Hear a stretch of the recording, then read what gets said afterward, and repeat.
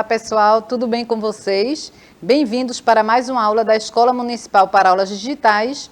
Sou a professora Cláudia Albuquerque, meu sinal é...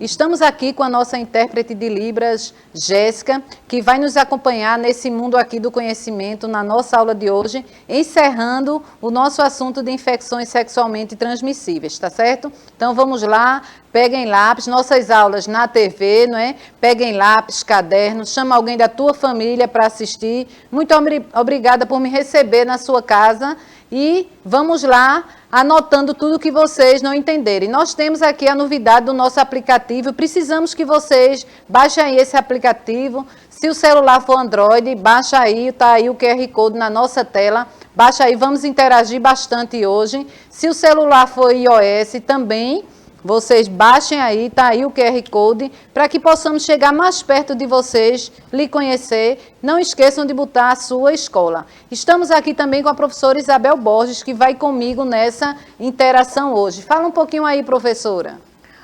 Olá, alunos e alunas. Estou aqui aguardando vocês. Estou aqui, olha, atenta ao chat, para ver o que é que vocês estão colocando. Vão aí, coloque o nome de vocês, coloque o nome da escola e vamos interagir, fazendo perguntas, respondendo as perguntas. E aí vamos para a nossa aula, Cláudia. Vamos lá, professora. Então, continuando aqui nossas infecções sexualmente transmissíveis, terminamos sobre a AIDS, né, sobre o HIV, mas aí, além do HIV, nós temos outras doenças, né? Temos a herpes genital, as verrugas ocasionadas pelo HPV, hepatite B, sífilis e gonorreia. Então, são essas as principais que nós vamos ver hoje aqui na nossa aula. Então, prestem bastante atenção, vão vendo aí o que vocês têm de dúvidas, tá certo? Então, começando com a herpes genital. Mas o que é isso, herpes genital? Então, por que ela caracteriza-se de quê? Ela caracteriza-se por pequenas bolhas na área genital e essas bolhas formam feridas. E após um tempo variável, elas desaparecem sem deixar cicatrizes nenhuma. Então, observem que aparecem bolhas, né, na região e aí, de repente, você não sabe nem o que é, nem identifica que é uma herpes, mas aí desaparecem rapidamente. E ela é causada por um vírus, né? Esse vírus da herpes é o vírus do herpes simples, é o HSV, do inglês herpes simplex vírus, e causador dessa doença. E ele tem uma curiosidade, que ele pode permanecer latente por um período e manifestar-se quando há queda da imunidade. E aí, professora Isabel, o que a senhora tem para completar e que contribuição tem para nos dar hoje? Cláudia, é muito interessante quando a gente percebe, né, que uma infecção, ela se aproveita daquele momento que o nosso corpo não está bem. Essa questão aí da queda da imunidade. Mas aí a dica vai para o que a gente pode fazer para melhorar essa questão aí da imunidade. Primeira coisa, né, gente, é evitar o estresse, é tentar equilibrar, não é isso? É tirar por menos, mas vale também uma atenção na alimentação, na hora de sono, né, na questão do lazer, ouvir uma música, fazer alguma coisa que lhe dá prazer, para tentar melhorar isso aí, porque o nosso sistema imunológico, ele precisa estar o tempo inteiro sendo alimentado por tudo isso. Não só a alimentação propriamente dita, mas também, né, estar bem com a família, nos relacionamentos, na escola, com os amigos, com os vizinhos. Tudo isso vai ajudar, professora Cláudia, a melhorar a nossa imunidade. E aí a gente está colocando, né, essa questão aí da imunidade como um ponto muito importante em relação aí à herpes simples. Obrigada, professora Isabel. Ótima contribuição aí nesse momento. E revendo aí, o vírus ele está latente porque ele não está aparecendo nenhum sintoma. Você está com o vírus, mas não sabe que tem. Ele está como se fosse adormecido. E aqui ele também tem outras características que estamos vendo aqui, olha. Ele forma lesões em forma de bolhas, agrupadas na vagina, na vulva, no reto, no pênis, permanecendo incubada por até 26 dias após o contágio. E o herpes genital, ele pode provocar males também no período de gestação, se a mãe for portadora do vírus. Vejam como é sério. Então, bastante atenção, não é? principalmente nas gestantes, né, que elas também podem estar com vírus e transmitir para os filhos, os bebês, quando nascem. Então, é importante qualquer sintoma, então procurar logo os postos de saúde, qualquer sintoma. E observem que o vírus ele fica adormecido até 26 dias após o contágio, né, com o vírus. E aqui os sintomas. Que sintomas essa doença apresenta? Então, ela se manifesta sem apresentar sintomas aparentes, mas pode ocorrer coceira, prurido, ardência, inflamação nos gânglios, vermelhidão e posteriores bolhas compostas por líquidos que no rompimento dessas elas se alojam no outro gânglio. Então, a partir do momento que as bolhas vão se rompendo, vai aparecendo novas bolhas e aí é como se houvesse um contágio bem maior. Então, esses sintomas já são uns sintomas bem definidos do que é realmente que a pessoa tem, o que é que está sentindo. E o tratamento, que tratamento pode ser feito? Então, como sabemos, não há cura para a doença, mas existem no mercado medicamentos capazes de amenizar tais sintomas se estes se manifestem. Então, como o professor Isabel disse, a questão do estresse, né, da ansiedade, então o viver bem é muito importante, porque a imunidade da gente se mantém ativa, a nossa alimentação também, então é muito importante isso aí para que a gente possa combater uma série de doenças imunológicas que vai encontrar o nosso organismo sem defesa nenhuma, como o HIV que nós vimos, né, que provoca a AIDS. Então, que prevenção nós devemos fazer para evitar o vírus da herpes? Então, recomenda-se utilização do preservativo, quem já está em período sexual, né, em relação sexual, e evitar também múltiplos parceiros, informar o médico sobre a doença em casos de gravidez e fazer higienização antes e depois de relação sexual. Então, como estamos vendo aí, a higienização ela é muito importante, tanto no nosso dia a dia, não é? É uma coisa que deve fazer parte da nossa vida diária. A higienização muito importante em todos os momentos da nossa vida e também a questão de levantar a nossa imunidade. E aqui estamos vendo outra doença. Então, terminamos a primeira, que é o herpes genital. E vamos começar a segunda, o HPV. Então, o que é HPV? É uma sigla para o papilomavírus humano. Human papilomavírus em inglês, por isso que é chamado HPV. E aí é um grupo de vírus de DNA que infecta pele e mucosas. E ele recebe a denominação papiloma porque alguns tipos desses vírus, eles geram verrugas ou papilomas. Então, daí o nome HPV, porque forma esse papiloma, essas verrugas, tanto nas mucosas como na pele. Então, isso aí é o HPV. E quais são os tipos de HPV, né? Existem mais de 50 tipos de diferentes de HPV. 12 deles são de alto risco para o desenvolvimento do câncer. Podem ser classificados em 2 tipos, os que afetam a pele e os que afetam as mucosas, que é o que eu acabei de falar. Então, por isso que é muito importante, quando você faz a prevenção, procura um médico, procura as unidades básicas de saúde, que os profissionais lá, eles estão atentos a todos esses problemas e podem estar aí orientando todos vocês, tá certo? Então, nunca deixem passar qualquer sintoma de uma doença. Então, procura o posto de saúde da sua comunidade, que esses profissionais, eles estão sempre atentos para atender.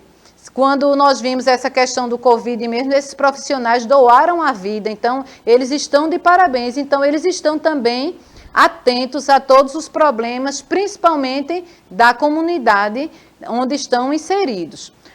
Os que afetam as mucosas. Então, que vírus são esses que afetam as mucosas?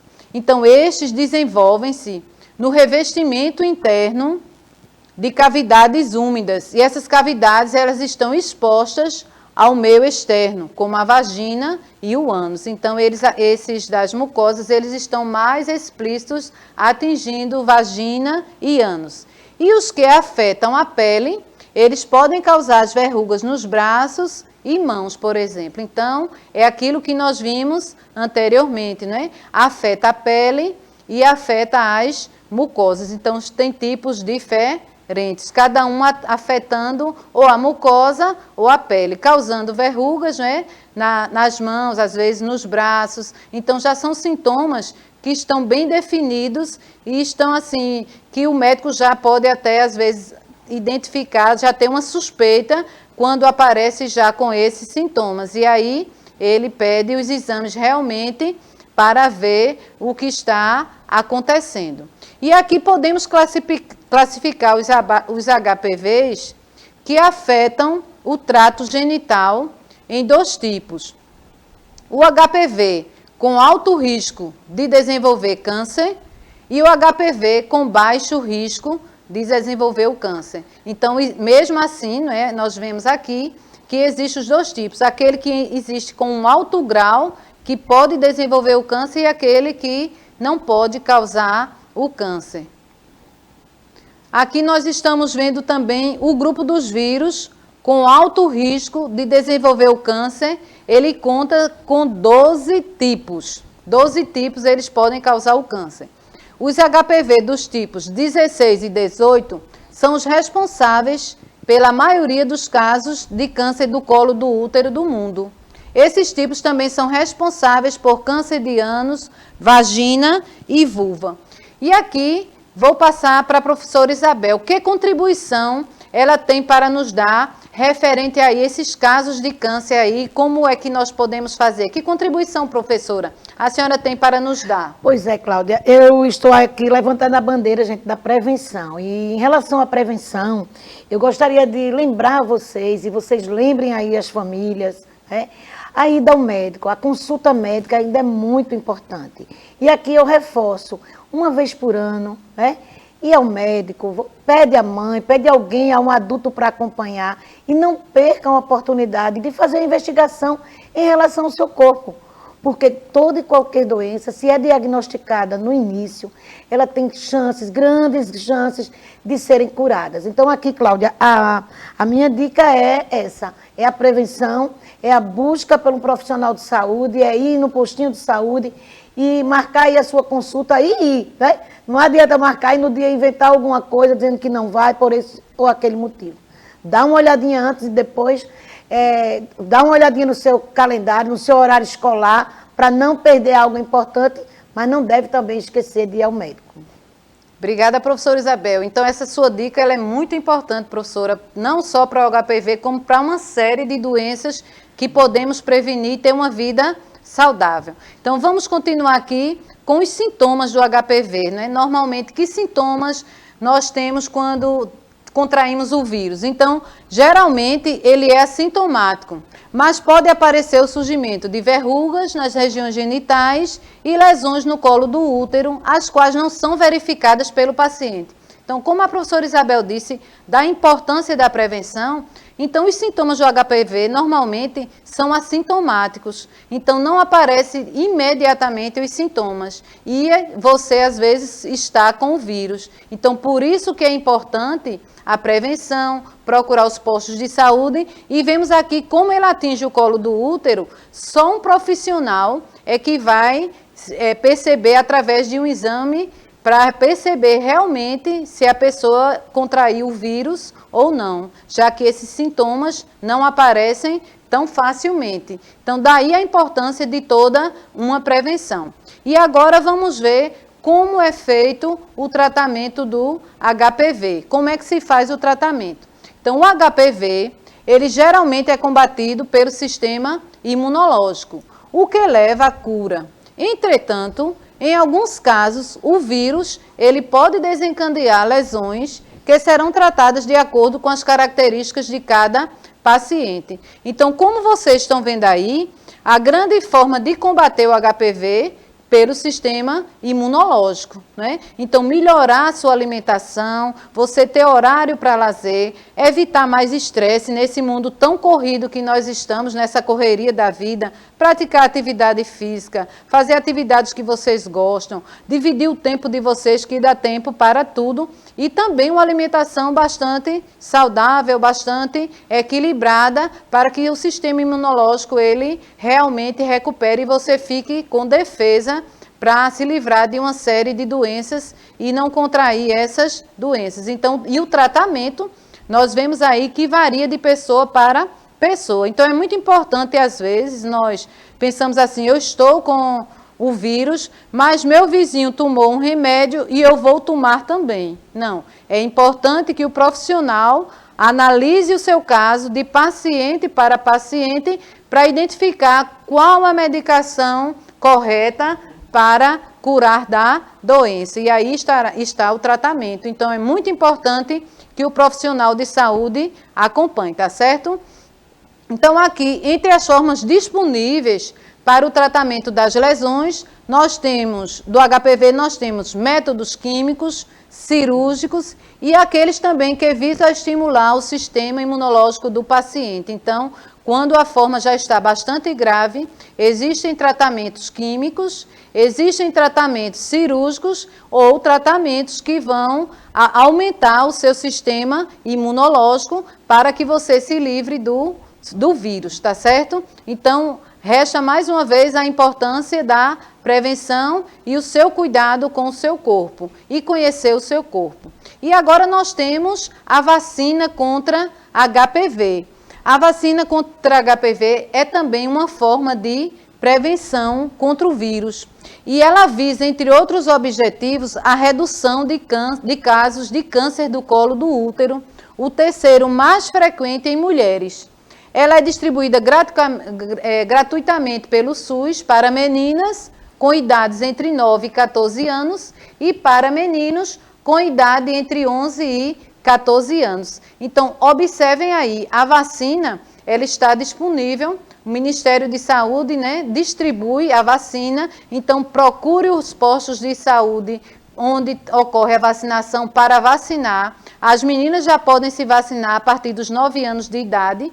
Essa vacinação é muito importante nas meninas, mas também é importante para os meninos. E aqui a gente chama a atenção muito a questão do terceiro caso de mortes em mulheres pelo câncer de colo do útero causada por esse vírus. Então, um grande alerta para nós mulheres, né? Então, um grande alerta para procurar vacinação, já que já existe a prevenção.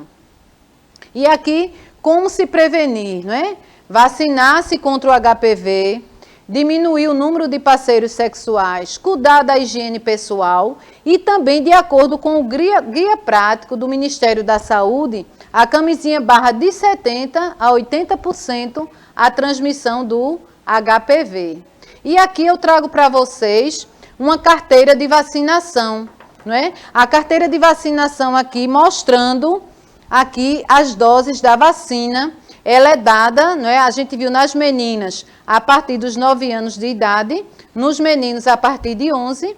Então, a menina, quando completa 9 anos, ela toma a primeira dose, com 6 meses, ela toma a segunda dose e está imunizada. E o menino, com 11 anos, toma a primeira dose e com 6 meses toma a segunda dose. E aqui eu passo para a professora Isabel Borges o que é que ela tem para nos ajudar mais uma vez nessa questão aí da vacinação. E aí, professora? Cláudia, é bem interessante, né, que você traz aí, não é, um cartão de vacina.